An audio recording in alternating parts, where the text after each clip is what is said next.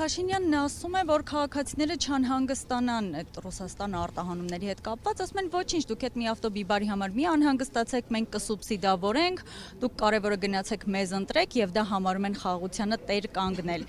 Ըստ ձեզ, Փաշինյանի կառավարությունը կարող է այնպես անել, որ այս ճգնաժամում գյուղացին չտուժի։ Իմ պատկերացմամբ ինքը թվաբանությունը շատ հեռու է եւ չի տիրապետում, թե ինչ ցավալի արտահանումներ են գնում Ռուսաստան գյուղարտադրանքի։ Հայաստանը ոչ այդ փող ունի, ոչ ինքը այդ հնարավորություն ունի կոմպենսացնելու։ Իդեպ մի քանի օր առաջ հակառակն էին ասում են տեխնիկական հարցեր են, սա հարցերը լուծվելու են։ Մի հայտնի էկոնոմիկայի նախարար ունի ֆուրեր հաշվող։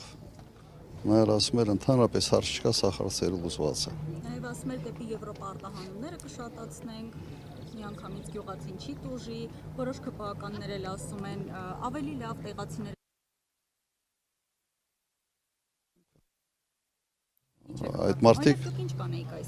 Այդ մարդիկ ուղղակի գաղափար չունեն, ինչ է նշանակում Եվրոպա գյուղարտադրանք արտահանել։ Մոտակա 10 տարում չեն կարողանալու արտահանել ոչինչ Եվրոպա։ Շատ երկար, շատ դժվար ընթացակարգեր են։ Եվ եվրոպացի ֆերմերները ընդհանրապես չեն թողնում, որ որևէ մեկը այսպես մուտք գործի այդ շուկան։ Շատ դժվար հարց է։ Մեդվեդևը նաև ասաց, որ Փաշինյանը ուզում է շարունակել օգտվել ՀԱՏՄ-ի բոլոր բարիքներից, մինչև իրեն կկանչեն, այսպես ասած, ԵՄ։ Շարունակում է օգտվել մեր Ռուսաստանի տված բոլոր հնարավորություններից, գազից, եւ նաև Պեսկովն էլ նշել էր, որ մինչև դեկտեմբեր արդեն պետք է քննարկվի Հայաստանի եւ ՀԱՏՄ-ի հարցը վերջնական կասեցնելու հարցը։ Եթե չեմ սխալվում, այսօր ինձ ուղղակի ուղարկեցին, ասեց, որ իբրև ՀԱՏՄ-ի մյուս անդամ երկրները սատարում են Հայաստանի Եվրոմիության անդամակցին, ոչ թե սատարում են, այլ ասում են կողմնորոշվի, կամ ստեղես կամ ընդեղ։ Ռուսաստանի ասած ուղղակի հետևյալն է, ասում են, որ իրենք պատրաստ չեն ֆինանսավորել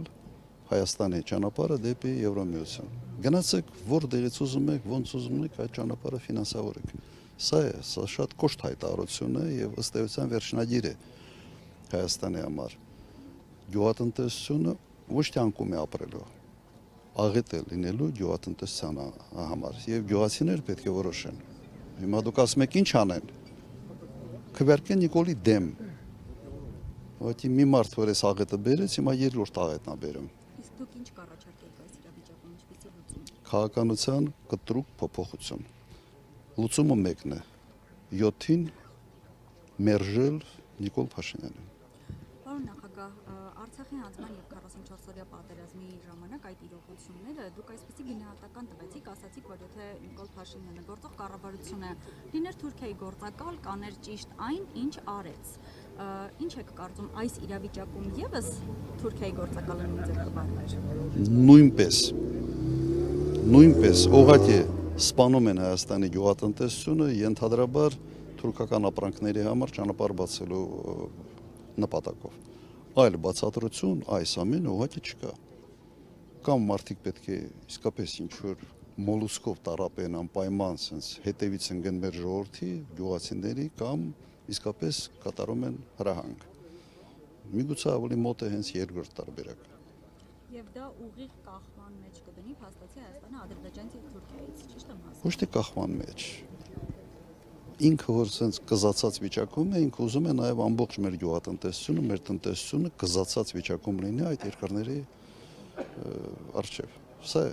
Լավ։ Նաև երեք տեղի ունեցավ հեռախոսազանգ Նիկոլ Փաշինյան եւ Վլադիմիր Պուտին, ինչից հետո միգուցե այս իշխանությունը փորձում էր դա շահարկել, որ տեսեք մեր հարաբերությունները այսքան լավն են, բայց այսօր առավոտյան կոմերսանտը գրել էր, որ դա ոչ մի բան չի նշանակում եւ Ռուսաստանը չի փոխել իր վերաբերմունքը։ Հեռախոսազանգից հետո մի քանի ժամ հետո ուղղակի հայտարարվեց նոր սահմանափակումների մասին։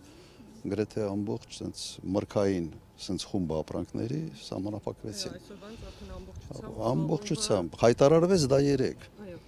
Ես կարծում եմ, որ հեռախոսազանգը եղել է, այսպես ասենք, բան էլի, sense ծննդի բան, sense ավելի շատ ֆորմալ ինչ որ զանգեր։ Եթե նման զանգերը ունենալու են այսպիսի հետևանքներ, Մենք բոլորս պետք է ուղղակի դիմենք, խնդրենք Փաշինյանին, ոչ մեկի հետ հեռախոսով չխոսա։ Եթե ամեն հեռախոսազանգ այսպիսի աղետների է բերում, մի խոսա էլի, հերիքա։ Լավ։